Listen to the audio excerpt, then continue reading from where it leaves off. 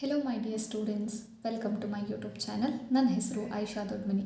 ಇವತ್ತಿನ ಈ ವಿಡಿಯೋದಲ್ಲಿ ನಾನು ಸಮಾಂತರ ಶ್ರೇಣಿ ಪಾಠದಲ್ಲಿ ಬರುವಂತಹ 4 ಅಂಕದ 2 ಪ್ರಶ್ನೆಗಳನ್ನು ಡಿಸ್ಕಷನ್ ಮಾಡಲಿಕ್ಕೆ ಹೋಗ್ತಾ ಇದ್ದೀನಿ. ಬನ್ನಿ ವಿಡಿಯೋನ ಸ್ಟಾರ್ಟ್ ಮಾಡೋಣ. ಒಂದು ಸಮಾಂತರ ಶ್ರೇಣಿಯಲ್ಲಿ 37 ಪದಗಳಿವೆ. ಅದರ ಮೊದಲ 3 ಪದಗಳ ಮೊತ್ತ 12 ಮತ್ತು ಈ ಶ್ರೇಣಿಯ ಕೊನೆಯ 3 ಪದಗಳ ಮೊತ್ತವು 318 ಆದಾಗ ಸಮಾಂತರ ಶ್ರೇಣಿಯ ಮೊದಲ ಪದ ಮತ್ತು ಕೊನೆಯ ಪದ ಇವುಗಳನ್ನು ಕಂಡುಹಿಡಿಯಿರಿ. ಸರಿ, ಫಸ್ಟ್ ನಾವು ಕ್ವೆಶ್ಚನನ್ನು ಓದಾದ ತಕ್ಷಣ ಏನನ್ನು ಕಂಡುಹಿಡಿಬೇಕು ಅನ್ನೋದನ್ನು ನೋಡ್ಕೋಬೇಕು. ಇಲ್ಲಿ ನೋಡಿರಿ, ಏನನ್ನು ಕಂಡುಹಿಡಿಯಲಿಕ್ಕೆ ಹೇಳಿದ್ದಾರೆ? ಸಮಾಂತರ ಶ್ರೇಣಿಯ ಮೊದಲ ಪದ. ಈಗ ನೋಡಿರಿ, ಮೊದಲ ಪದ ಅಂತ ಅಂದ ತಕ್ಷಣ ಅದನ್ನು ನಾವು ಎ ಅಥವಾ A1ನಿಂದ ಸೂಚಿಸ್ತೀವಿ. ಅದು ಏನು ಅಂಥೇಳಿ ಕಂಡುಹಿಡಿಬೇಕು, ಆಯಿತಾ? ನೆಕ್ಸ್ಟು ಕೊನೆಯ ಪದ. ಕೊನೆಯ ಪದ ನಿಮಗೆಲ್ಲ ಗೊತ್ತಿದೆ. ಕೊನೆಯ ಪದ ಏನಪ್ಪ ಅಂತ ಕೇಳಿದ್ರೆ AN. ಇಲ್ಲಿ ಎನ್ ಯಾವುದು, ಕೊನೆ ಪದ ಯಾವುದು? ಇಲ್ಲಿ ನೋಡಿರಿ, ಟೋಟಲ್ ಆಗಿ ಸಮಾಂತರ ಶ್ರೇಣಿಯಲ್ಲಿ 37 ಪದ ಇದ್ದರೆ ಕೊನೆ ಪದ ಏನಾಗುತ್ತೆ? A37. ಅದು ಎಷ್ಟು ಅಂತ ಕಂಡುಹಿಡಿಬೇಕು. ಈ ಪ್ರಶ್ನೆಯನ್ನು ಸಾಲ್ವ್ ಮಾಡೋಕ್ಕಿಂತ ಮುಂಚೆ ಒಂದು ಸ್ವಲ್ಪ ಬೇಸಿಕ್ ಗೊತ್ತಿರಬೇಕಾಗತ್ತೆ. ಅದೇನಪ್ಪ ಅಂತ ಕೇಳಿದ್ರೆ, ಮೊದಲನೇ ಪದವನ್ನು ನಾವೇನಂತ ಕರಿತೀವಿ? A1 ಅಥವಾ ಎಯಿಂದ ಸೂಚಿಸ್ತೀವಿ. ಎರಡನೇ ಪದ ಏನಾಗುತ್ತೆ? A2 ಆಗುತ್ತೆ. ಓಕೆನಾ? ಈ A2ವನ್ನು ಸಾಮಾನ್ಯ ರೂಪದಲ್ಲಿ ಯಾವ ರೀತಿ ಬರಿಬೋದು ಅಂದರೆ A ಪ್ಲಸ್ D ಅಂತ ಬರಿಬೋದು. ಓಕೆನಾ? ನೆಕ್ಸ್ಟು A3 ಅಂತ ಕೇಳಿದ್ರೆ, ಈ ಡಿ ಅಂದರೆ ಏನು ಅಂತ ಕೇಳಿದ್ರೆ ಸಾಮಾನ್ಯ ವ್ಯತ್ಯಾಸ ಅಂಥೇಳಿ. ಅಂದರೆ A2 ಮತ್ತು A1 ಕಳೆದ A2 ಇಂದ A1 ಕಳೆದಾಗ ನಮಗೇನು ಉತ್ತರ ಸಿಗುತ್ತಲ್ಲ ಅದೇ ಡಿ. ಓಕೆ, ಹಾಗಾದರೆ A3 ಏನಾಗುತ್ತೆ? A plus 2D. ಇಲ್ಲಿ ನೋಡಿರಿ, ಒಂದ್ಸಲ ಅಬ್ಸರ್ವ್ ಮಾಡಿ, ಇಲ್ಲಿ 3 ಇದೆ, ಈ ಕಡೆ ಬಂದಾಗ ಏನಾಯಿತು? 1 ಕಮ್ಮಿ ಆಯಿತು. ಸರಿ, ಇಲ್ಲಿ ನೋಡಿ, ಇಲ್ಲಿ 2 ಇದೆ, ಈ ಕಡೆ ಬಂದಾಗ ಇಲ್ಲಿ ಏನೂ ಇಲ್ಲ ಅಂದರೆ 1 ಇದೆ ಅಂತ ಹೇಳಿ ಅರ್ಥ. ಇಲ್ಲಿ 2 1 ಕಮ್ಮಿಯಾಗಿ 1 ಬಂತು, ಇಲ್ಲಿ 3 1 ಕಮ್ಮಿಯಾಗಿ 2 ಬಂತು. ಅದೇ ರೀತಿ ಇಲ್ಲಿ ಏನಾಗುತ್ತೆ? A4 ಇದ್ದಾಗ ಏನಾಗುತ್ತೆ? A plus 3D. 4 ಇದೆ ಅಲ್ವಾ, 1 ಕಮ್ಮಿಯಾಗಿ 3 ಬಂತು. ಈಗ ನೀವು ಕೊನೆ ಪದ ಯಾವ ರೀತಿ ಬರ್ಬೋದು ಅಂತ ಹೇಳ್ತೀರಾ? AN. ಅಂದರೆ AN ಎಷ್ಟು ಬಂದಿದೆ ಹೇಳ್ರಿ ನಮಗೆ? 37 ಅಂತ ಕೊಟ್ಟಿದ್ದಾರೆ. ಸೊ A37 ಏನಾಗುತ್ತೆ? A plus 36D. 1 ಕಮ್ಮಿ ಆಗುತ್ತಲ್ವ? ಹಾಗಾದರೆ ನಮಗೆ ಕೊನೆ ಪದವನ್ನು ಕಂಡು ಹಿಡಿಬೇಕು ಅಂದರೆ ಏನೇನು ಬೇಕು? ಒಂದು A ಬೇಕು. A ಅಂದರೆ ಮೊದಲನೇ ಪದ ಅಲ್ವಾ, ಅದನ್ನೇ ಕಂಡು ಹಿಡಿಯಲಿಕ್ಕೆ ಕೊಟ್ಟಿದ್ದಾರೆ. ಒಂದು A ಅಂತ ಕಂಡು ಹಿಡಿದ್ರಿ, ಮತ್ತೇನು ಬೇಕು? D ಅನ್ನೋದು ಬೇಕು. ಸರಿನಾ? ಇಲ್ಲಿ ಮತ್ತು ಯಾವ ಇನ್ಫಾರ್ಮೇಷನ್ನ ಕೊಟ್ಟಿದ್ದಾರೆ ಅದರ ಬೇಸ್ ಮೇಲೆ ನಾವೇನು ಮಾಡಬೇಕು? A ಮತ್ತು D ಅನ್ನು ಕಂಡು ಹಿಡಿದು ಆಮೇಲೆ ಕೊನೆಯ ಪದವನ್ನು ಕಂಡು ಹಿಡಿಬೇಕು. ಸರಿನಾ? ಏನೇನು ಇನ್ಫಾರ್ಮೇಷನ್ ಕೊಟ್ಟಿದ್ದಾರೆ ಫಸ್ಟ್ ನಾವು ಬರೆಯೋಣ. ಒಂದು ಸಮಾಂತರ ಶ್ರೇಣಿಯಲ್ಲಿ 37 ಪದಗಳಿವೆ. ಹಾಗಾದರೆ ಆ ಸೆಂಟೆನ್ಸನ್ನು ಹೇಗೆ ಬರೀಬೇಕು? ಸಮಾಂತರ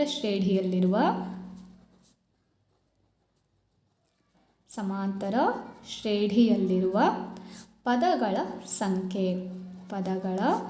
ಸಂಖ್ಯೆ ಈಕ್ವಲ್ ಟು ಎಷ್ಟು? 37. ಓಕೆ, ಹಾಂ, ಫಸ್ಟ್ ಸೆಂಟೆನ್ಸ್ ನೋಡ್ರಿ, ಮೊದಲ 3 ಪದಗಳ ಮೊತ್ತ 12. ಮೊತ್ತ ಅಂದರೆ ಕೂಡಿಸ್ಬೇಕು ಅಂಥೇಳಿ ನಮಗೆ ಗೊತ್ತು. ಮೊದಲ 3 ಪದಗಳು, 1ನೇ ಪದ A1, 2ನೇ ಪದ A2, 3ನೇ ಪದ A3. ಈ 3ನ್ನು ಕೂಡಿಸಿದಾಗ ನಿಮ್ಗೆ ಉತ್ತರ ಎಷ್ಟು ಬರ್ತಾ ಇದೆ? 12 ಅಂತೇಳಿ ಬರ್ತಾ ಇದೆ. ಸೊ 2ನೇ ಸೆಂಟೆನ್ಸನ್ನು ಬಿಡಿಸೋಣ ಇಲ್ಲಿ. ಓಕೆ, ಹಾಂ, ಮೊದಲ 3 ಪದಗಳ ಮೊತ್ತ ಈಕ್ವಲ್ ಟು ಎಷ್ಟು? 12. ಮೊದಲ 3 ಪದಗಳು ಯಾವ್ಯಾವುದು?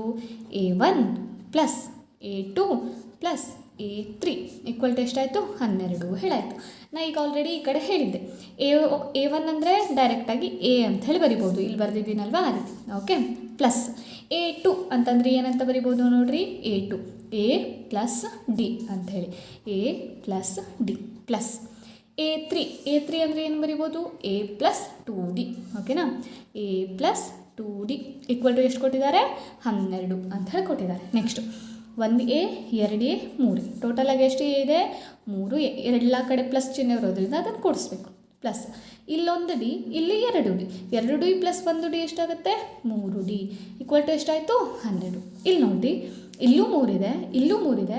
ಈ 12 3ರಿಂದ ಭಾಗ ಆಗುತ್ತೆ. ಹಾಗಾದರೆ ನಾವು ಇಡೀ ಇಕ್ವೇಷನನ್ನು ಯಾವುದರಿಂದ ಭಾಗಿಸ್ಬೋದು? 3ರಿಂದ ಭಾಗಿಸ್ಬೋದು. ಸೊ ಏನಾಗುತ್ತೆ? 3A divided by 3 plus 3D divided by 3 divided by 12 ಭಾಗಿಸು 3. ಸಾರಿ, ಈಕ್ವಲ್ ಟು 12 ಭಾಗಿಸು 3. 3 ಹೋಯಿತು, 3 3 3 3 1 3 4 12. ಓಕೆನಾ? ಈಗ ಏನೇನು ಉಳಿತು ನೋಡ್ರಿ, ಇಲ್ಲಿ A ಉಳಿತು. ಎ ಪ್ಲಸ್ ಇಲ್ಲೇನು ಉಳಿಯಿತು ಡಿ ಈಕ್ವಲ್ ಟು 4. ಇದು ಮೊದಲನೇ ಸೆಂಟೆನ್ಸಿಂದ ತೊಗೊಂಡಿರೋದ್ರಿಂದ ಇಕ್ವೇಷನ್ 1 ಅಂತ ಹೆಸರು ಕೊಡ್ತೀನಿ. ಇದಿಷ್ಟು ಅರ್ಥ ಆಗಿದೆ ಅಂತ ತಿಳ್ಕೊತೀನಿ. ಈಗ ಎರಡನೇ ಸೆಂಟೆನ್ಸ್ ಏನು ಕೊಟ್ಟಿದ್ದಾರೆ ಅಂತ ಹೇಳಿ ನೋಡೋಣ ಬರ್ರಿ. ನೋಡ್ರಿ ಇಲ್ಲಿ ಈ ಶ್ರೇಣಿಯ ಮೊದಲನೇದಿದು ಮೊದಲ 3 ಪದಗಳ ಮೊತ್ತ 12. ಅದನ್ನು ಇಲ್ಲಿ ಕೆಳಗಡೆ ಸಾಲ್ವ್ ಮಾಡಿದ್ವಿ. ಈಗ ನೆಕ್ಸ್ಟು ಈ ಶ್ರೇಣಿಯ ಕೊನೆಯ 3 ಪದಗಳ ಮೊತ್ತವು 318. ಕೊನೆಯ 3 ಪದಗಳು ಯಾವ್ಯಾವ್ದು ಆಗ್ಬೋದು ನೋಡ್ರಿ. ಕೊನೆಯ ಪದ 37, ಎ 37. ಅದರ ಹಿಂದಿನ ಪದ ಎಷ್ಟು? ಎ 36. ಅದರ ಹಿಂದಿನ ಪದ ಎಷ್ಟು? ಎ 35. 35, 36, 37 ಕೊನೆಯ 3 ಪದಗಳಾಗಲ್ವಾ? ಹಾಗಾದರೆ ಇದನ್ನು ಬಿಡಿಸ್ಬಿಟ್ಟು ಒಂದು ಸಮೀಕರಣವನ್ನು ರೆಡಿ ಮಾಡಬೇಕು. ಓಕೆನಾ? ಬನ್ನಿ ಅದನ್ನು ರೆಡಿ ಮಾಡೋಣ. ಇದು ಎರಡನೇದು. ಸೊ ಏನಿದೆ? ಕೊನೆಯ 3 ಪದಗಳ ಮೊತ್ತ ಈಕ್ವಲ್ ಟು ಎಷ್ಟು? 318 ಅಂತ ಹೇಳಿ. ಓಕೆನಾ? ಅದನ್ನು ನೋಡೋಣ ಹೇಗೆ. ಕೊನೆಯ 3 ಪದಗಳು ಯಾವ್ಯಾವುದು? A 35 plus a 36 plus a 37 equal to ಎಷ್ಟಿದೆ? 318 ಅಂತ ಹೇಳಿದೆ. Okay, a 35. ಈಗ ನಿಮ್ಗೆ ಆಲ್ರೆಡಿ ಇಲ್ಲಿ ಜನರಲ್ ಫಾರ್ಮ್ ಅಂದರೆ ಸಾಮಾನ್ಯ ರೂಪವನ್ನು ಹೇಳಿದ್ದೆ ಅಲ್ವಾ? ಒಂದು ಕಮ್ಮಿ ಇರೋದನ್ನು ತೊಗೋಬೇಕು ಅಂಥೇಳಿ. ಅದೇ ರೀತಿ ಇದಕ್ಕೂ ಸಾಮಾನ್ಯ ರೂಪವನ್ನು ನಾವು ಮಾಡ್ಬೋದು. ನೀವು ಹೇಳ್ತಾ ಹೋಗ್ರಿ ನೋಡೋಣ. ಎ ಪ್ಲಸ್ 35 ಇದ್ದಿದ್ದನ್ನು ನೀವು ಮಾಡಬೇಕು, ಒಂದು ಕಮ್ಮಿ ಮಾಡಬೇಕು. ಏನಾಗುತ್ತೆ? 34 ಡಿ ಪ್ಲಸ್ ಎ 36 ಏನಾಗುತ್ತೆ ಹೇಳ್ರಿ? ಎ ಪ್ಲಸ್ 35 ಡಿ ಹೇಳಿದ್ದೆ ಅಲ್ವಾ? 36 ಇದೆ, ಒಂದು ಕಮ್ಮಿ ಮಾಡಿ ಬರೀಬೇಕು. ಪ್ಲಸ್ 37 ಏನಾಗುತ್ತೆ? A plus 36 d equal to 318. ನೋಡ್ಕೊಳ್ರಿ ಸೆಂಟೆನ್ಸ್ ಇದು ಬರೆದಿರೋ ಇಕ್ವೇಷನ್ ಕರೆಕ್ಟ್ ಆಗಿದೆಯಾ? 35 ಇದೆಯಲ್ವಾ? 34 ಡಿ. 36 ಇದೆಯಲ್ಲ? 35 ಡಿ. 37 ಇದೆಯಲ್ಲ? 36 ಡಿ. ಓಕೆ, ಒಂದೊಂದು ಕಮ್ಮಿ ಅಂತ ಬರೀತಾ ಹೋಗಬೇಕು. ಈಗ ನೆಕ್ಸ್ಟ್ ನೋಡಿ, ಇಲ್ಲಿ 1 A 2 A 3 A total A ಎಷ್ಟಾಯಿತು? 3 ಎ ಪ್ಲಸ್ ಇಲ್ಲಿ 34 ಡಿ. ಈ ಕಡೆ ಕೂಡಿಸೋಣ. 34 ಡಿ ಇಲ್ಲೆಷ್ಟಿದೆ? 35 ಡಿ. ಇಲ್ಲೆಷ್ಟಿದೆ? 36 ಡಿ. ಟೋಟಲ್ ಎಷ್ಟು ಡಿ ಆಯಿತು? 105 ಡಿ. ಓಕೆನಾ? ಎಷ್ಟಾಯಿತು? 105 ಡಿ ಈಕ್ವಲ್ ಟು 318. ಒಂದೊಂದು ಸಲ ನೀವೇನು ಮಾಡ್ತೀರಿ? ಇಲ್ಲಿ ಕೂಡಿಸ್ಬೇಕಾದ್ರೆ ಇದನ್ನು ತಪ್ಪು ಮಾಡ್ತೀರಿ. ಸೊ ತಪ್ಪಾಗಬಾರ್ದು ಅಂತಂದರೆ ಒಂದೇ ಕ್ವೆಶನನ್ನು 2 ಸಲ ಕೂಡಿಸ್ರಿ. ಆವಾಗ ನಿಮ್ಗೆ ಉತ್ತರ 2 ಸಲ ಸರಿ ಬಂದರೆ ಅದೇ ಸರಿ ಉತ್ತರ ಅಂತ ಹೇಳಾಗುತ್ತೆ. ಓಕೆನಾ? ಸರಿ. ಈಗ ಈ ಇಡೀ ಇಕ್ವೇಷನ್ ಇಲ್ಲಿ 3 ಇದೆ. ಈ 105 ಸಹಿತ 3ರಿಂದ ಭಾಗ ಆಗುತ್ತೆ. ಈಗ 318 ಸಹಿತ 3ರಿಂದ ಭಾಗ ಆಗುತ್ತೆ. ಸೊ ಏನು ಮಾಡಬೇಕು? ಇದನ್ನು 3ರಿಂದ ಭಾಗ ಮಾಡಬೇಕು. 3a divided by 3 plus 105 D divided by 3 equal to 318 divided by 3. 3 ಹೋಯಿತು, 3 ಹೋಯಿತು. ಇಲ್ಲಿ ಎಷ್ಟರಿಂದ ಭಾಗ ಹೋಗುತ್ತೆ? 3 1 3 35 3 3 9 1 ಉಳಿತು ಅಂದರೆ 15 3 5 15 3 1 3 1 3 1 ಹೋಗಲ್ಲ. ಸೊ 0 ಕೊಟ್ಟೆ. 3 ಎಷ್ಟಲೆ 18 ಹೇಳ್ರಿ? 3 6 18. ಓಕೆನಾ? ಇಲ್ಲಿ ಏನೇನು ಉಳಿತು ನೋಡ್ರಿ.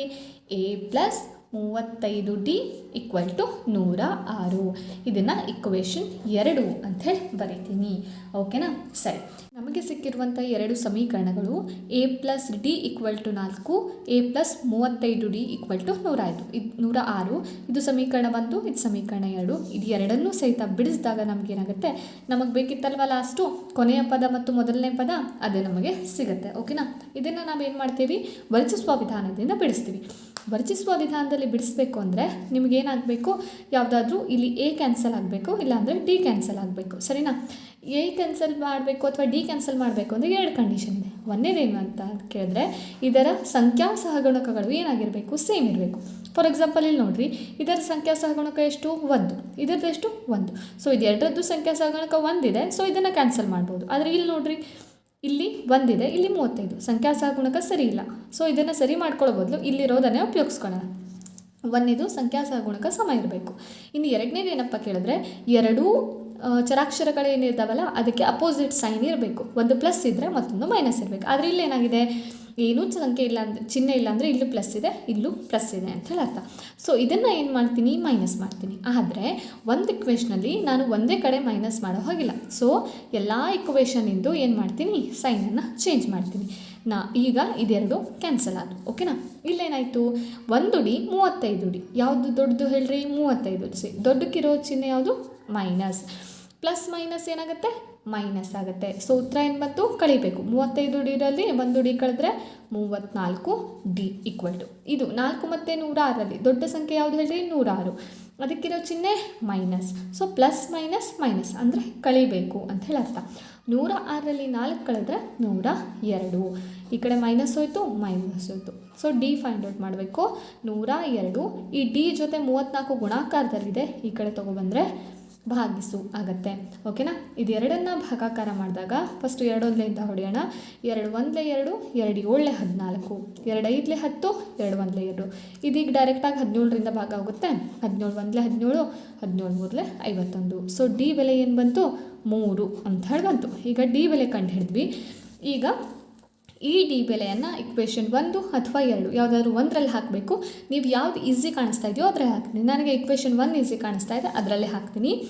A plus D equal to 4. A ಹಾಗೆ ಇರಲಿ. ಡಿ ಬೆಲೆ ಎಷ್ಟು? 3 equal to 4. A equal to 4 minus plus 3 ಆ ಕಡೆ ಹೋದರೆ -3. ಎ ಈಕ್ವಲ್ ಟು 4 - 3 ಅಂದರೆ ಎಷ್ಟಾಯಿತು? 1 ಅಂತ ಹೇಳಿ ಅರ್ಥ. ಓಕೆನಾ. ಎ ಬೆಲೆ ಸಿಕ್ತು, ಡಿ ಬೆಲೆ ಸಿಕ್ತು. ಈಗ ನಮಗೇನು ಕಂಡು ಹಿಡಿಬೇಕಿತ್ತು ಹೇಳ್ರಿ ಲಾಸ್ಟಿಗೆ? ಮೊದಲನೇ ಪದ. ಸೊ ಮೊದಲನೇ ಪದ ಎಷ್ಟು? ಮೊದಲನೇ ಪದ equal to A equal to ಎಷ್ಟು ಸಿಕ್ತು? A value 1. ನೆಕ್ಸ್ಟ್ ಏನು ಕಂಡು ಹಿಡಬೇಕು? ಕೊನೆಯ ಪದ. ಇದನ್ನು ಕಂಡು ಹಿಡಿಬೇಕಾಗಿತ್ತು. ಕೊನೆಯ ಪದ ಈಕ್ವಲ್ ಟು ಎ 37. ಎ 37 ಅಂದರೆ ಏನಾಗಿತ್ತು ಹೇಳ್ರಿ? A plus 36 D. ಎ ಎಷ್ಟಿದೆ? 1 ಪ್ಲಸ್ 36. ಡಿ ಬೆಲೆ ಎಷ್ಟಿದೆ? 3. ಓಕೆನಾ. ಸರಿ. ಈಗ ನೆಕ್ಸ್ಟು 1 ಪ್ಲಸ್ 36 3 ಎಷ್ಟಾಯಿತು? 108. ಓಕೆ. 108 ಪ್ಲಸ್ 1 109. ಇದೆಲ್ಲ ನಾವು ಒಂದ್ಸಲ ಮಾಡಿಟ್ಕೊಂಡಿರೋದ್ರಿಂದ ಡೈರೆಕ್ಟಾಗಿ ಮಾಡ್ತಾಯಿದ್ದೀನಿ. ನೀವೇನು ಮಾಡಬೇಕು? ಕಡೆ ಸಾಲ್ವ್ ಮಾಡಿ ಆಮೇಲೆ ಬರೀಬೇಕು. ಸರಿ. ಎ 37 ಬೆಲೆ ಎಷ್ಟು ಬಂತು? 107. ಓಕೆನಾ. ಇದಿಷ್ಟು ಮಾಡಿದ್ರೆ ನಿಮ್ಮ ಲೆಕ್ಕ ಮುಗಿಯುತ್ತೆ. ಸೊ ಇದನ್ನು 4 ಮಾರ್ಕ್ಸಿಗೆ ಕೊಡೋದ್ರಿಂದ ನೀವೇನು ಮಾಡಬೇಕು? ಫಸ್ಟು ಕ್ವೆಶ್ಚನಲ್ಲಿ ಏನೇನು ಕೊಟ್ಟಿದ್ದಾರೆ ಅನ್ನೋದನ್ನು ಅರ್ಥ ಮಾಡಬೇಕು. ಸೆಂಟೆನ್ಸ್ ವೈಸ್ ಅದನ್ನು ಬರ್ಕೋಬೇಕು. ಇಲ್ಲಿ ನೋಡಿರಿ, ಇಲ್ಲಿ ಕ್ವೆಶ್ಚನ್ ಕೊಟ್ಟಿದ್ರಲ್ವ ನಿಮಗೆ. ನಾನೇನು ಮಾಡಿದೆ? ಫಸ್ಟ್ ಏನೇನು ಕೊಟ್ಟಿದ್ದಾರೆ ಅಂತ ನೋಡ್ತಾ ಏನು ಕಂಡು ಹಿಡಿಬೇಕು ಅನ್ನೋದನ್ನು ಫಸ್ಟ್ ನೋಡಿಕೊಂಡೆ. ಫಸ್ಟು ಏನು ಕಂಡು ಹಿಡಬೇಕು? ಮೊದಲ ಪದ ಮತ್ತು ಕೊನೆಯ ಪದ. ಅದನ್ನು ಇಲ್ಲಿ ಬರ್ಕೊಂಡೆ ನಾನು, ಏನು ಕಂಡು ಹಿಡಬೇಕು ಅನ್ನೋದನ್ನು. ಅದಾದಮೇಲೆ ಅದರ ಬೇಸ್ ಮೇಲೆ ನಾವೇನು ಮಾಡಿದೆ? ಎಲ್ಲ ಕ್ವೆಶ್ಚನ್ ಒಂದೊಂದೇ ಸೆಂಟೆನ್ಸನ್ನು ಏನು ಮಾಡ್ತಾ ಬಂದೆ? ಬಿಡಿಸ್ತಾ ಬಂದೆ. ನೀವು ಅದೇ ರೀತಿ ಮಾಡಬೇಕು. ಯಾವ ಪ್ರಶ್ನೆಯೂ ಕಷ್ಟ ಅಲ್ಲ. ಅದಕ್ಕೇನು ಮಾಡಬೇಕು? ಫಸ್ಟ್ ಏನನ್ನು ಕಂಡು ಹಿಡಿಬೇಕು ಅಂತ ನೋಡಬೇಕು. ನಿಮ್ಗೆ ಏನೇನು ಕೊಟ್ಟಿದ್ದಾರೆ ಅಂತ ನೋಡಿ ಎಲ್ಲ ಬಿಡಿಸ್ತಾ ಬಂದರೆ ಎಲ್ಲ ಈಸಿ ಆಗುತ್ತೆ. ಓಕೆನಾ. ಸರಿ. ಇನ್ನು 2ನೇ ಲೆಕ್ಕ ಯಾವುದು ಅಂತ ಹೇಳಿ ನೋಡೋಣ ಬರ್ರಿ. ಸಮಾಂತರ ಶ್ರೇಣಿಯೊಂದರಲ್ಲಿ 3ನೇ ಪದವು 8 ಆಗಿದ್ದು 9ನೇ ಪದವು 3ನೇ ಪದದ 3ರಷ್ಟಕ್ಕಿಂತ 2 ಹೆಚ್ಚು ಇದೆ. ಅದರ ಮೊದಲ 19 ಪದಗಳ ಮೊತ್ತವನ್ನು ಕಂಡುಹಿಡಿಯಿರಿ. ಸರಿ. ಈಗಾಗಲೇ ಹಿಂದಿನ ಲೆಕ್ಕದಲ್ಲಿ ಹೇಳಿದ್ದೆ ಅಲ್ವಾ? ಫಸ್ಟ್ ಏನನ್ನು ಕಂಡು ಹಿಡಿಬೇಕು ಅದನ್ನು ನೋಡಿಕೊಳ್ಳ್ರಿ. ಓಕೆ. ಏನನ್ನು ಕಂಡು ಹಿಡಿಬೇಕು? ಲಾಸ್ಟ್ ಸೆಂಟೆನ್ಸಲ್ಲಿ ಅದನ್ನು ಕೊಟ್ಟಿರ್ತಾರೆ, ಅದನ್ನು ನೋಡೋಣ. ಅದರ ಮೊದಲ 19 ಪದಗಳ ಮೊತ್ತವನ್ನು ಕಂಡುಹಿಡಿಯಿರಿ. 19 ಪದಗಳ ಮೊತ್ತವನ್ನು ಕಂಡುಹಿಡಿಯಲಿಕ್ಕೆ ಒಂದು ಸೂತ್ರ ಇದೆ. ಏನಪ್ಪ ಅಂತ ಕೇಳಿದ್ರೆ SN = n/2 × 2a + n-1 × d. ಈ ಥರ. ಇದರಲ್ಲಿ ನಮ್ಗೆ ಏನೇನು ಬೇಕು? n ಬೇಕು. n ಎಷ್ಟು ಅನ್ನೋದನ್ನು ಅವರೇ ಕೊಟ್ಟಿರ್ತಾರೆ. ಇಲ್ಲಿ 19 ಅಂತ ಕೊಟ್ಟಿದ್ದಾರಲ್ಲ, ಸೊ ಅದೇ ನಮ್ಮ n. ಆಯಿತು, n ಸಿಕ್ತು. ಅದಾದಮೇಲೆ ಏನು ಬೇಕಾಗುತ್ತೆ? ಎ ಏನಾದರೂ ಕೊಟ್ಟಿದ್ದಾರಾ? ಇಲ್ಲ. ನಮಗೆ ಎ ಎಷ್ಟು ಅನ್ನೋದು ಬೇಕು. ಅದಾದಮೇಲೆ ಏನು ಬೇಕು? n ಬೇಕು. n ಆಲ್ರೆಡಿ ಗೊತ್ತಿದೆ ನಮಗೆ. ಅದಾದಮೇಲೆ ಡಿ ಎಷ್ಟು ಅಂತ ಗೊತ್ತಿದೆಯಾ? ಅದು ಸಹಿತ ಗೊತ್ತಿಲ್ಲ ನಮಗೀಗ. ಎ ಮತ್ತು ಡಿ ಸಿಕ್ಕಿದ್ರೆ ಸಾಕು. NAD ಈ 3 ಬೆಲೆಗಳನ್ನು ಈ ಸೂತ್ರದಲ್ಲಿ ಹಾಕಿಬಿಟ್ಟು ಲೆಕ್ಕವನ್ನು ಈಸಿಯಾಗಿ ಮಾಡ್ಬೋದು. ಆ ಎ ಮತ್ತು ಡಿ ಕಂಡು ಹಿಡಿಯೋದು ಹೇಗೆ? ಅವರು ಕ್ವೆಶ್ಚನಲ್ಲಿ ಸ್ಟಾರ್ಟಿಂಗಲ್ಲಿ ಸೆಂಟೆನ್ಸ್ ಕೊಟ್ಟಿರ್ತಾರಲ್ಲ, ಆ ಸೆಂಟೆನ್ಸಿನ ಮುಖಾಂತರ ಅದನ್ನು ಕಂಡು ಹಿಡಿಬೇಕು. ಸರಿ. ಈಗ ಸೆಂಟೆನ್ಸನ್ನು ಓದ್ಕೊಂಡು ಆ ಸೆಂಟೆನ್ಸನ್ನು ಏನು ಮಾಡೋಣ? ಡಿಕೋಡ್ ಮಾಡ್ತಾ ಬರೋಣ. ಓಕೆ. ನೋಡಿ, ಫಸ್ಟ್ ಸೆಂಟೆನ್ಸು. ಸಮಾಂತರ ಶ್ರೇಣಿಯೊಂದರಲ್ಲಿ 3ನೇ ಪದವು 8 ಆಗಿದ್ದು ಅಂತ ಹೇಳಿದ್ದಾರೆ. ಏನಂತ ಹೇಳಿದ್ದಾರೆ ಹೇಳ್ರಿ? 3ನೇ ಪದವು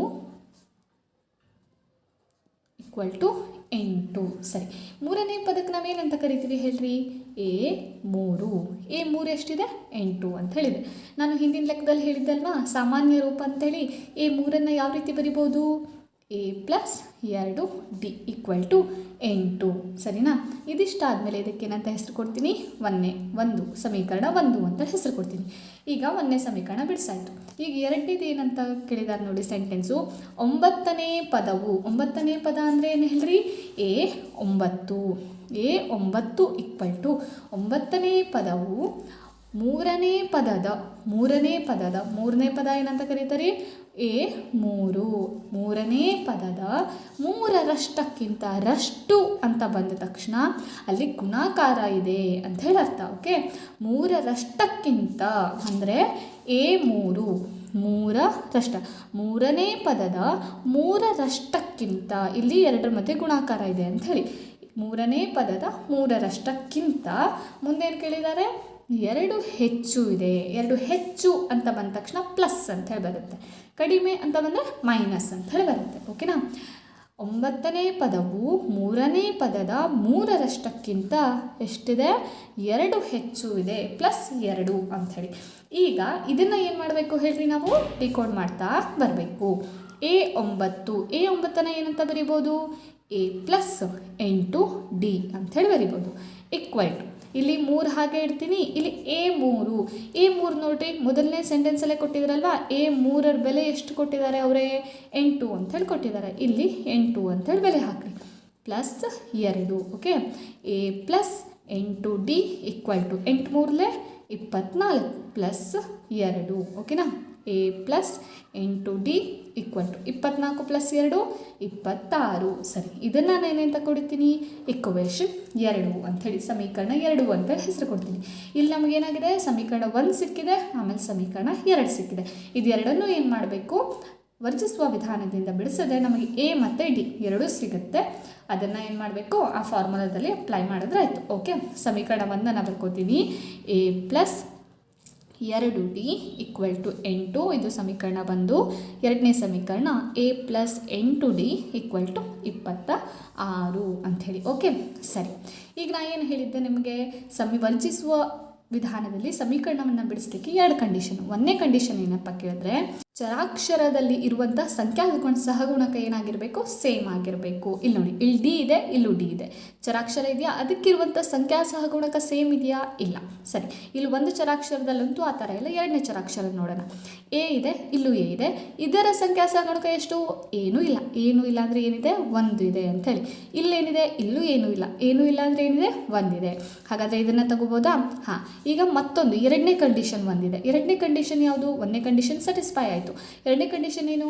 ಎರಡಕ್ಕೂ ಏನಾಗಿರಬೇಕು? ಬೇರೆ ಬೇರೆ ಚಿಹ್ನೆ. ಇಲ್ಲಿ ಪ್ಲಸ್ ಇದ್ದರೆ ಇಲ್ಲೆಷ್ಟಿರಬೇಕು? ಮೈನಸ್ ಇರಬೇಕು. ಆದರೆ ಇಲ್ಲಿ ಏನಾಗಿದೆ? ಇಲ್ಲೂ ಪ್ಲಸ್ ಇದೆ, ಯಾವುದೇ ಚಿಹ್ನೆ ಇಲ್ಲ ಅಂದರೆ ಪ್ಲಸ್ ಇದೆ ಅಂತ ಹೇಳಿ ಅರ್ಥ. ಇಲ್ಲೂ ಪ್ಲಸ್ ಇದೆ, ಇಲ್ಲೂ ಪ್ಲಸ್ ಇದೆ. ಅದಕ್ಕೋಸ್ಕರ ಏನು ಮಾಡ್ಕೋಬೇಕು? ಇಲ್ಲಿ ಮೈನಸ್. ಇಲ್ಲಿ ಒಂದೇ ಮೈನಸ್ ಮಾಡೋದ್ರಾಗಲ್ಲ, ಇಡೀ ಸಮೀಕರಣ ಚಿಹ್ನೆನ ಚೇಂಜ್ ಮಾಡಬೇಕು. ಇಲ್ಲಿ ಪ್ಲಸ್ ಇದೆ, ಅದಕ್ಕೆ ಮೈನಸ್. ಇಲ್ಲಿ ಏನೂ ಇಲ್ಲ ಅಂದರೆ ಪ್ಲಸ್ ಇದೆ, ಅದಕ್ಕೆ ಇಲ್ಲಿ ಏನಾಗುತ್ತೆ? ಮೈನಸ್. ಸೊ ಇದೇನಾಗೋಯ್ತು? ಕ್ಯಾನ್ಸಲ್ ಆಯಿತು. ಓಕೆನಾ? Plus 2D. ಈಗ ಇದನ್ನು ಕನ್ಸಿಡರ್ ಮಾಡೋ ಹಾಗಿಲ್ಲ, ಇದನ್ನೇ ತೊಗೋಬೇಕು. Minus 8D. 2D ಮತ್ತು 8D ಅದರಲ್ಲಿ ಯಾವುದು ದೊಡ್ಡದು ಹೇಳ್ರಿ? 8D ಅಲ್ವಾ? ಅದಕ್ಕಿರೋ ಚಿಹ್ನೆ ಯಾವುದು? ಮೈನಸ್. ಪ್ಲಸ್ ಮೈನಸ್ ಮೈನಸ್ ಅಂದರೆ ಕಳಿಬೇಕು. 8Dದಲ್ಲಿ 2D ಕಳೆದ್ರೆ ಎಷ್ಟಾಯಿತು? 6D equal to. ಈಗ ಪ್ಲಸ್ ಮೈನಸ್ ಮೈನಸ್, ಫಸ್ಟು ದೊಡ್ಡ ಸಂಖ್ಯೆ ಚಿಹ್ನೆಯನ್ನು ಹಾಕ್ಕೋಬೇಕು. Plus minus minus. ಈಗ 26ರಲ್ಲಿ 8 ಕಳೆದ್ರೆ ಎಷ್ಟು? 18. ಆಯಿತಾ? ಈ ಕಡೆನೂ ಮೈನಸ್, ಈ ಕಡೆನೂ ಮೈನಸ್, ಕ್ಯಾನ್ಸಲ್ ಮಾಡ್ತೀನಿ. ಇಲ್ಲಿ 6D ಈಕ್ವಲ್ ಟು ಏನಾಗುತ್ತೆ? 18 ಅಂತ ಹೇಳಾಗುತ್ತೆ. ಈಗ ನೆಕ್ಸ್ಟು ಡಿಯನ್ನು ಕಂಡು ಹಿಡಬೇಕಲ್ವಾ? ಡಿಯನ್ನು ಇಲ್ಲೇ ಇರ್ತೀನಿ, 18 ಇಲ್ಲೇ ಇರಲಿ. ಈ 6 ಈ ಕಡೆ ಹೋದಾಗ ಏನಾಗುತ್ತೆ? 6 ಮತ್ತು D ಎರಡು ಗುಣಾಕಾರ ಜೊತೆ ಸೇರಿಕೊಂಡಿರೋದು. ಈ ಕಡೆ ಹೋದಾಗ ಭಾಗಾಕಾರ. 6 1 6 3 18. ಡಿ ಬೆಲೆ ಎಷ್ಟಾಯಿತು? 3 ಅಂತ ಹೇಳಿ ಬಂತು. ಓಕೆನಾ? ಈ ಡಿ ಬೆಲೆಯನ್ನು ಯಾವುದಾದ್ರೂ 2 ಇಕ್ವೇಷನಲ್ಲಿ, 2 ಸಮೀಕರಣದಲ್ಲಿ ಅಪ್ಲೈ ಮಾಡಿದ್ರೆ ಎ ಬೆಲೆ ಸಿಗುತ್ತೆ. ಓಕೆ, ಯಾವುದು ಈಸಿ ಕಾಣಿಸ್ತಾ ಇದೆ ಅದರಲ್ಲಿ ಮಾಡಿ. ನನಗೆ ಮೊದಲನೇದು ಈಸಿ ಕಾಣಿಸ್ತಾ ಇರುತ್ತೆ, ಅದಕ್ಕೋಸ್ಕರ ಅದರಲ್ಲಿ ಮಾಡ್ತೀನಿ ನಾನು. A plus 2D equal to ಎಷ್ಟಾಯಿತು? 8. A ಪ್ಲಸ್ 2 ಡಿ ಬೆಲೆ ಎಷ್ಟು? 3 ಈಕ್ವಲ್ ಟು ಎಷ್ಟಾಯಿತು? 8. A plus 2 3 6 equal to 8. A equal to 8 plus 6 ಇದೆ, ಆ ಕಡೆ ಹೋದಾಗ ಮೈನಸ್ 6. A ಈಕ್ವಲ್ ಟು ಏನಾಯಿತು? 8ರಲ್ಲಿ 6 ಕಳೆದ್ರೆ 2. ಹಾಗಾದರೆ ಡಿ ಬೆಲೆ ಸಿಕ್ತು, ಎ ಬೆಲೆ ಸಿಕ್ತು. ಅದನ್ನು ಯಾವ ಫಾರ್ಮುಲಾದಲ್ಲಿ ಹಾಕಬೇಕು? ಸ್ಟಾರ್ಟಿಂಗಲ್ಲೇ ಹೇಳಿದ್ದೆ ಅಲ್ವಾ? ಯಾವ ಫಾರ್ಮುಲಾ ಹೇಳ್ರಿ? ಈ ಫಾರ್ಮುಲಾದಲ್ಲಿ ಅದನ್ನು ಅಪ್ಲೈ ಮಾಡಬೇಕು. ಸರಿ, ಈ ಕಡೆ ಅಪ್ಲೈ ಮಾಡೋಣ ಬರ್ರಿ. Sn equal to n/2 into 2a plus n minus 1 into D ಅಂತ ಹೇಳಿ ಬಂತು. ಓಕೆ, ಎಸ್ ಎನ್ ಬೆಲೆ ಏನು ಹಾಕಿದ್ದೀವಿ? 19. ಎನ್ಸ್ 19. 19 ಭಾಗಿಸು 2 ಬ್ರ್ಯಾಕೆಟ್ 2 ಇದೆ, 2 ಎ ಜಾಗದಲ್ಲಿ ಎಷ್ಟು ಬಂದಿದೆ ನಮ್ಗೆ ಉತ್ತರ ಹೇಳ್ರಿ? 2 ಅಂತ ಹೇಳಿ ಬಂದಿದೆ. ಪ್ಲಸ್ ಎನ್ ಜಾಗದಲ್ಲಿ ಎಷ್ಟಿದೆ 19 ಮೈನಸ್ 1 ಡಿ ಜಾಗದಲ್ಲಿ ಎಷ್ಟಿದೆ 3 ಅಂಥೇಳಿ ಬಂದಿದೆ. ಸೊ ಅದನ್ನು ಹಾಕ್ತಾ ಇದ್ದೀನಿ. ಓಕೆ, ನಮಗಿಲ್ಲಿ ಎ ಬೆಲೆ 2 ಅಂಥೇಳಿ ಬಂದಿದೆ, ಡಿ ಬೆಲೆ 3 ಅಂಥೇಳಿ ಬಂದಿದೆ, ಎನ್ ಈಕ್ವಲ್ ಟು 19 ಅಂಥೇಳಿ ಬಂದಿದೆ. ಸೊ ಅದನ್ನು ಅಪ್ಲೈ ಮಾಡ್ತಾ ಇದ್ದೀನಿ. ಓಕೆ, ಎಸ್ 19 ಈಕ್ವಲ್ ಟು 19 ಭಾಗಿಸು 2 2 ಎಷ್ಟಾಯಿತು 4 ಪ್ಲಸ್ 19ರಲ್ಲಿ 1 ಕಳೆದ್ರೆ 18 ಬ್ರ್ಯಾಕೆಟಲ್ಲಿ 3 ಈಕ್ವಲ್ ಟು ಎಸ್ 19 ಭಾಗಿಸು 2 4 ಪ್ಲಸ್ 18 3 ಎಷ್ಟು 54. ನೆಕ್ಸ್ಟ್ 19 ಭಾಗಿಸು 2 4 ಪ್ಲಸ್ 54 ಎಷ್ಟಾಯ್ತು ಹೇಳ್ರಿ 58. ಇಲ್ಲಿ ಏನು ಅರ್ಥ ಗೊತ್ತಾ, ಈ ಬ್ರ್ಯಾಕೆಟ್ ಇದೆ ಅಂತಂದರೆ ಅಲ್ಲಿ ಗುಣಾಕಾರ ಇದೆ. ಸರಿನಾ, 2 1 2 2 2 4 4 ತೊಗೊಂಡು 1 ಉಳಿತು 18 ಉಳಿದಾಗಾಯಿತು. 2 9 18. ಓಕೆನಾ, ಹಾಗಾದರೆ ಎಸ್ 19ರ ಬೆಲೆ ಏನು ಬಂತು 19 ಗುಣಿಸು 29. ಎಸ್ 19 ಈಕ್ವಲ್ ಟು ಇದು ಎರಡನ್ನು ಗುಣಾಕಾರ ಮಾಡಿದಾಗ ನಮಗೆ ಉತ್ತರ, ನಾನು ಆ್ಯಕ್ಚುಲಿ ಮಾಡ್ಕೊಂಡಿಟ್ಟಿದ್ದೀನಿ ಅದಕ್ಕೋಸ್ಕರ ನಾನು ಡೈರೆಕ್ಟಾಗಿ ಬರಿತಾ ಇದ್ದೀನಿ. ನೀವು ಮಾಡಿ ಆನ್ಸರನ್ನು ಬರೀರಿ. ನಮಗೆ ಉತ್ತರ ಏನು ಬರ್ತಾ ಇದೆ 551 ಅಂಥೇಳಿ ಬರ್ತಾ ಇದೆ. ಸರಿನಾ, ಇಷ್ಟು ಮಾಡಿದ್ರೆ ನಿಮ್ಮ ಲೆಕ್ಕ ಕಂಪ್ಲೀಟ್ ಆಗುತ್ತೆ. ಸೊ ಯಾವ ರೀತಿ ಮಾಡಬೇಕು ಅನ್ನೋದನ್ನು ಹೇಳ್ಕೊಟ್ಟಿದ್ದೀನಿ. ಫಸ್ಟ್ ನೀವೇನು ಮಾಡಬೇಕು, ಏನನ್ನು ಕಂಡು ಹಿಡಿಬೇಕು ಅನ್ನೋದನ್ನು ಕಂಡು ಹಿಡ್ಕೊಂಡ್ರೆ ಆವಾಗ ನಿಮಗೆ ಲೆಕ್ಕ ಈಸಿ ಆಗುತ್ತೆ. ಓಕೆನಾ, ಸರಿ, ಇಲ್ಲಿಗೆ ಈ ವಿಡಿಯೋನ ಎಂಡ್ ಮಾಡ್ತಾ ಇದ್ದೀನಿ. ಈ ವಿಡಿಯೋ ಏನಾದರೂ ಇಷ್ಟ ಆದರೆ ನಿಮ್ಮ ಫ್ರೆಂಡ್ಸ್ ಜೊತೆ ಇದನ್ನು ಶೇರ್ ಮಾಡಿ, ಮತ್ತು ವಿಡಿಯೋನ ಲೈಕ್ ಮಾಡಿ, ಮತ್ತು ಚಾನಲ್ನ ಸಬ್ಸ್ಕ್ರೈಬ್ ಮಾಡೋದು ಮಾತ್ರ ಮರಿಬೇಡಿ. ಈ ವಿಡಿಯೋನ ಕೊನೆಯವರೆಗೂ ನೋಡಿದ್ದಕ್ಕೆ ಥ್ಯಾಂಕ್ ಯು ಸೋ ಮಚ್.